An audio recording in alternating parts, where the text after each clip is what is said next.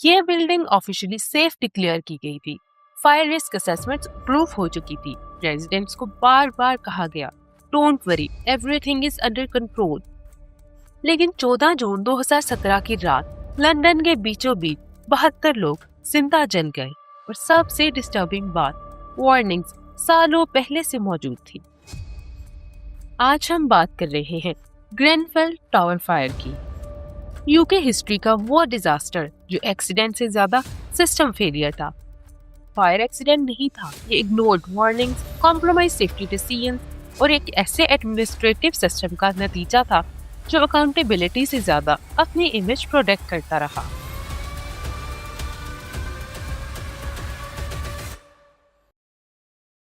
दोस्तों, 8C our में आप सबको खुशामदीद। दोस्तों, ग्रेनफेल टावर वेस्ट लंदन की एक 24 मंजिला रेजिडेंशियल बिल्डिंग है जहां ज्यादातर लो इनकम और वर्किंग क्लास फैमिलीज रहती थी। ये बिल्डिंग कई डेकेड्स पुरानी थी, इसलिए 2015 से 16 के दरमियान इसका एक मेजर रिफर्बिशमेंट प्रोजेक्ट किया गया। इस रेनोवेशन के दौरान बिल्डिंग के बाहर नए क्लैडिंग पैनल्स लगाए गए जिनका मकसद बिल्डिंग को मॉडर्न लुक देना था और एनर्जी एफिशिएंट बनाना था। अथॉरिटीज और मैनेजमेंट की तरफ से बार बार ये कहा गया कि फायर सेफ्टी स्टैंडर्ड्स पूरे हो रहे हैं, बिल्डिंग रेगुलेशंस के मुताबिक कंप्लायंट है और रेजिडेंट्स के लिए सीरियस रिस्क मौजूद नहीं। ऑफिशियल रिकॉर्ड्स के मुताबिक ग्रेनफेल टावर को सेफ समझा जा रहा था। यहीं से कहानी का सबसे डार्क और डिस्टर्बिंग हिस्सा शुरू होता है। ग्रेनफेल टावर के रेजिडेंट्स ने आग से पहले के सालों में dozens of formal complaints file की थी। इन कंप्लेंट्स में रिपीटेडली ये पॉइंट रेज किए गए, बिल्डिंग में फायर अलार्म सिस्टम अनरिलायबल है और फायर सेफ्टी साइनेज और ड्रिल्स का कोई प्रॉपर सिस्टम नहीं था। पूरी बिल्डिंग के लिए सिर्फ एक स्टेयरकेस थी, कोई सेकेंडरी एस्केप रूट मौजूद नहीं था। Emergency planning practically non existent थी। 2016 में ग्रेनफेल एक्शन ग्रुप, जो रेजिडेंट्स का एक प्रेशर ग्रुप था, उसने पब्लिक ब्लॉग पोस्ट लिखी जो आज भी ऑफिशियल ऑनलाइन पब्लिक रिकॉर्ड्स का हिस्सा है। उस पोस्ट में उन्होंने वार्निंग दी, सिर्फ एक कैटास्ट्रोफिक इवेंट ही अथॉरिटीज की इनकॉम्पिटेंस को एक्सपोज कर देगा। इसी दौरान फायर सेफ्टी एक्सपर्ट्स ने भी बार बार इस बात पर कंसर्न रेज किया कि जो एल्यूमिनियम कंपोजिट मटेरियल यानी ACM क्लैडिंग यूज की जा रही है वो हाईली फ्लेमेबल है और फायर को वर्टिकली और रैपिडली स्प्रेड कर सकती है। लेकिन इंक्वायरी रिपोर्ट्स के मुताबिक ज्यादा फायर रेजिस्टेंट क्लैडिंग के मुकाबले में सस्ती ACM क्लैडिंग चूज की गई, जिससे तकरीबन 3 लाख पाउंड्स की कॉस्ट सेविंग हो रही थी। ये फैसला सेफ्टी की बजाय बजट और अपीयरेंस को प्रायोरिटी देकर किया गया और बाद में इसी फैसले ने जानलेवा नतीजा दिया। 14 जून 2017 की रात तकरीबन 12:54 पर ग्रेनफेल टावर के 4th फ्लोर के एक फ्लैट में आग लगी। लंदन फायर ब्रिगेड की रिपोर्ट्स के मुताबिक आग का सबब एक मैल फंक्शनिंग रेफ्रिजरेटर फ्रीजर था।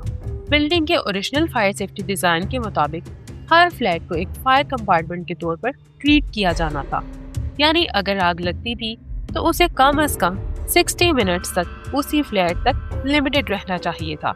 लेकिन ये डिजाइन प्रिंसिपल फेल हो गया।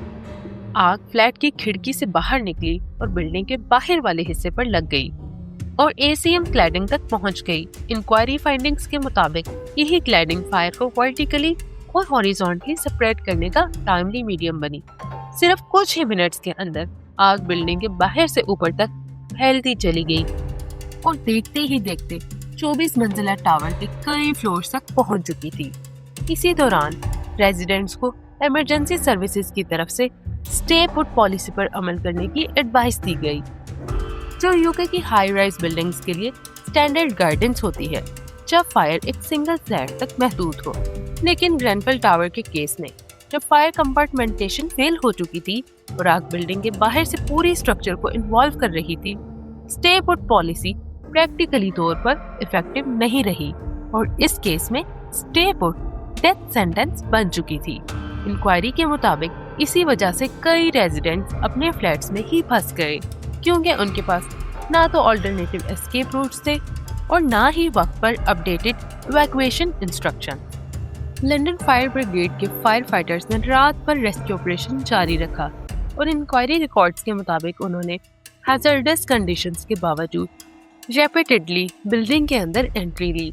ग्रेनफेल टावर का बिल्डिंग डिजाइन फायर फाइटिंग के लिए सूटेबल नहीं था।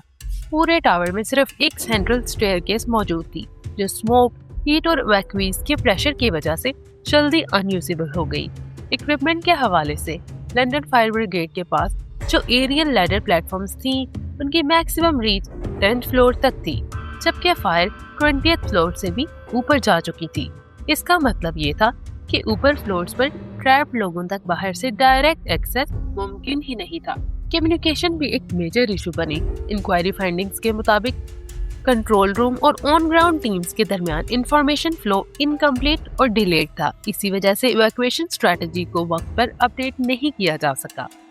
ऑफिशियल डेथ टोल के मुताबिक 72 लोग इस इंसिडेंट में जान से गए। इंक्वायरी ने ये भी कंफर्म किया कि ज्यादातर फैटेलिटीज स्मोक इनहेलेशन की वजह से हुई। ग्रेनफेल टावर फायर के बाद यूके गवर्नमेंट ने एक पब्लिक इंक्वायरी अनाउंस की, जिसके मुताबिक बिल्डिंग पर लगाई गई एसीएम क्लैडिंग और इंसुलेशन दोनों हाईली फ्लेमेबल थी और इन्होंने आग के रैपिड स्प्रेड में सेंट्रल रोल प्ले किया। रिपोर्ट ने यह भी कंफर्म किया कि उस वक्त मौजूद फायर सेफ्टी रेगुलेशंस आउटडेटेड थी। रेजिडेंट्स की तरफ से की गई मल्टीपल वार्निंग्स और कंप्लेंट्स को मैनेजमेंट और रेलेवेंट अथॉरिटीज ने प्रॉपर सीरियसनेस के साथ कंसीडर ही नहीं किया। कॉस्ट कटिंग डिसीजंस, खास तौर पर क्लैडिंग मटेरियल की सिलेक्शन में इंक्वायरी के मुताबिक सेफ्टी की बजाय बजट और अपीयरेंस को प्रायोरिटी देकर खरीदा गया, जिनका डायरेक्ट इम्पैक्ट जानलेवा साबित हुआ। इन सब के बावजूद आज तक किसी भी top level decision maker, contractor या रेगुलेटरी अथॉरिटी के खिलाफ कोई फाइनल क्रिमिनल कन्विक्शन रिकॉर्ड पर नहीं आया।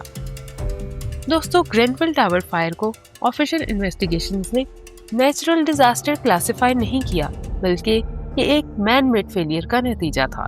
बिल्डिंग को रेगुलेटरी डॉक्यूमेंट्स में फायर सेफ और कंप्लायंट शो किया गया था, लेकिन ग्राउंड रियलिटी में सेफ्टी सिस्टम्स ने एक्सपेक्टेड परफॉर्मेंस डिलीवर ही नहीं की, जिसकी वजह से इतना बड़ा वाकया पेश आया।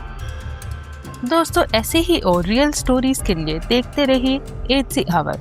मिलते हैं अगली वीडियो के साथ, तब तक के लिए अल्लाह हाफिज।